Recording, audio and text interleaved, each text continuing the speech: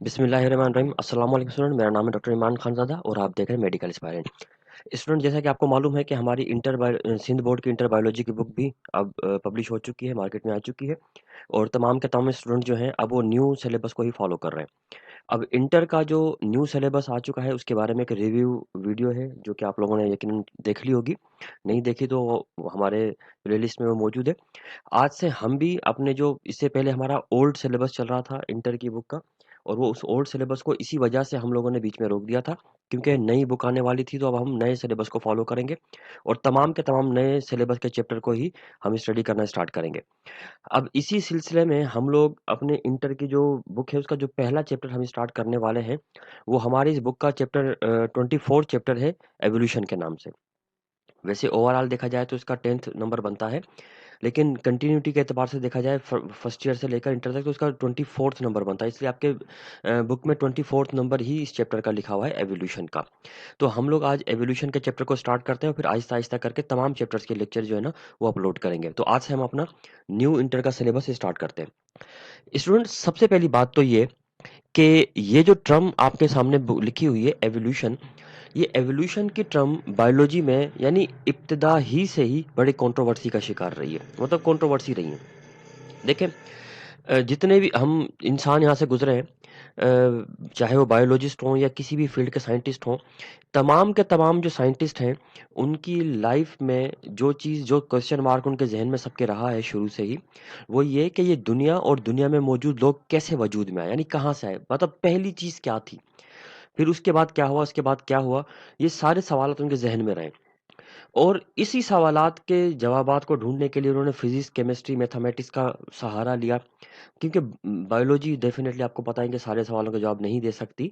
Biology concern करती है living things के मुतालिक, तो ये किस तरीके से चीज़ें वजूद में आई और उन्होंने इन्वेस्टिगेट करना शुरू कर दिया इस यूनिवर्स को। और इसी इन्वेस्टिगेशन के प्रोसेस के दौरान कुछ उन्हें चीज़ें पता लगी, उन आइडियाज़ पता लगे, हाइपोथेसिस सामने आए, लॉ सामने आए, थ्योरीज़ सामने आई।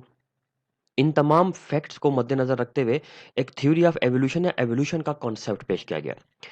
अच्छा, एवोल्यूशन जो है ये बेसिकली एक लैटिन लैंग्वेज का है एक, मतलब ये लातीनी ज़बान का एक वर्ड है, लैटिन का, ठीक है?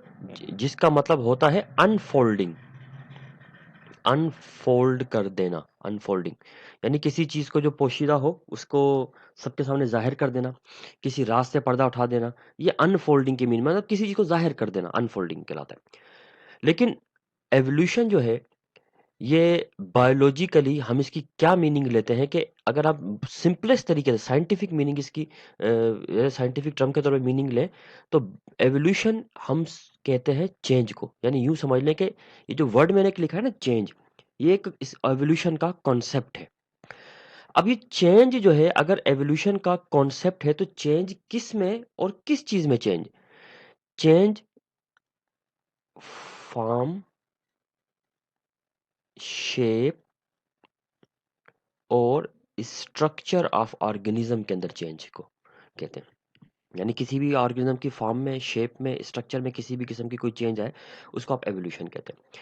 अच्छा, अब मामला ये, क्योंकि एवोल्यूशन सिर्फ लिविंग ऑर्गेनिज्म का नहीं हुआ, इस दुनिया के बारे में भी कहा जाता है कि इसमें भी एवोल्यूशन हुआ है। जैसे बिग बैंग आप कहते हैं, बिग बैंग भी तो एक एवोल्यूशनरी थ्योरी है ना, कि ये कैसे चीज़ें, यूनिवर्स, दुनिया कैसे इवॉल्व हुई है। लेकिन हम लोग अपना कॉन्सेप्ट जो है ना वो महदूद रखेंगे सिर्फ लिविंग ऑर्गेनिज्म की तरफ। अब चेंज दो किस्म की आती हैं लिविंग ऑर्गेनिजम्स में। एक जो चेंज आती है वो आती है सडन और नॉन ग्रेजुअल,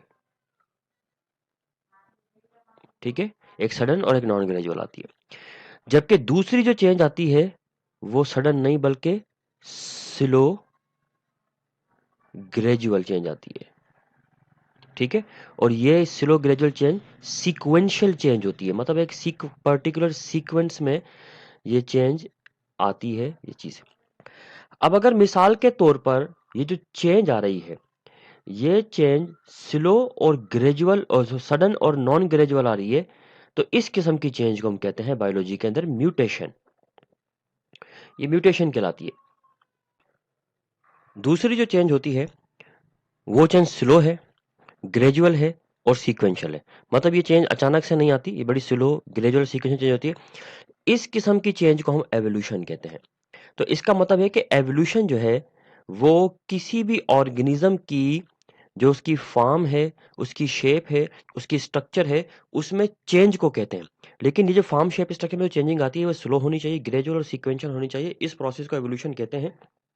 अगर वो ये स्लो ग्रेजुअल ये इस तरह की नहीं है तो फिर वो म्यूटेशन कहलाएगी। तो एवोल्यूशन का बेसिक कॉन्सेप्ट ये है।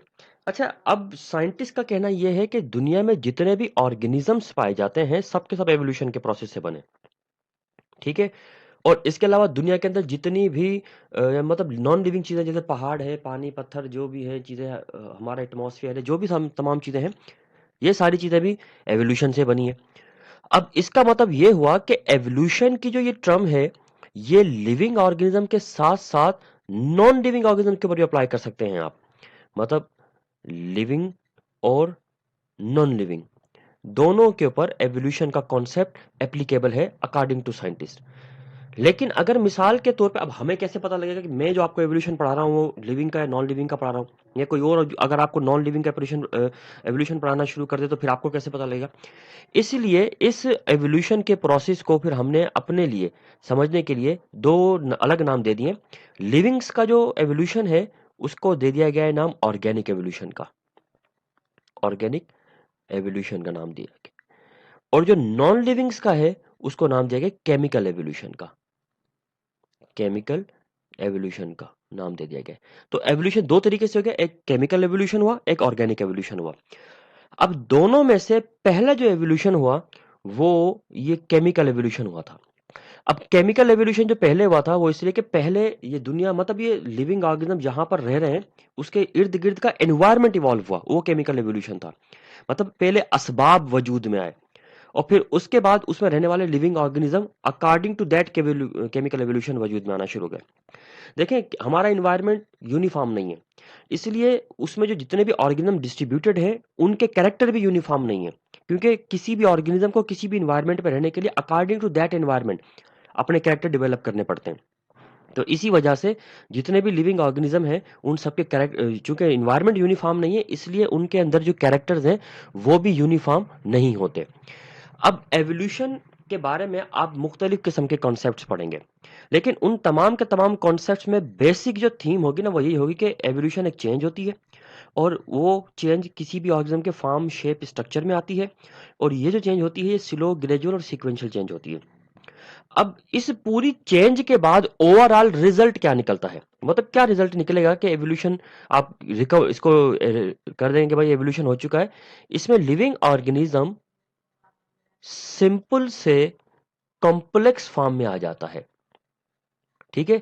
इट मींस जब दुनिया में इब्तदाई तौर पे जो शुरू के ऑर्गेनिजम्स थे वो सारे सिंपल टाइप के ऑर्गेनिज्म होंगे, लेकिन फिर उन सिंपल टाइप के ऑर्गेनिज्म की फॉर्म, शेप और स्ट्रक्चर में स्लो, ग्रेजुअल और सीक्वेंशियल चेंजिंग आती गई, जिससे वो स्लोली ग्रेजुअली कॉम्प्लेक्स होने लग गए। और ये थीम है इसकी एवोल्यूशन की, कि जिसमें living organism from simple to complex तब्दील होते हैं इन चेंजेस से गुजरने के बाद। और ये चेंजिंग किस चीज में आती है? फॉर्म, शेप और उनके स्ट्रक्चर में चेंज आती है।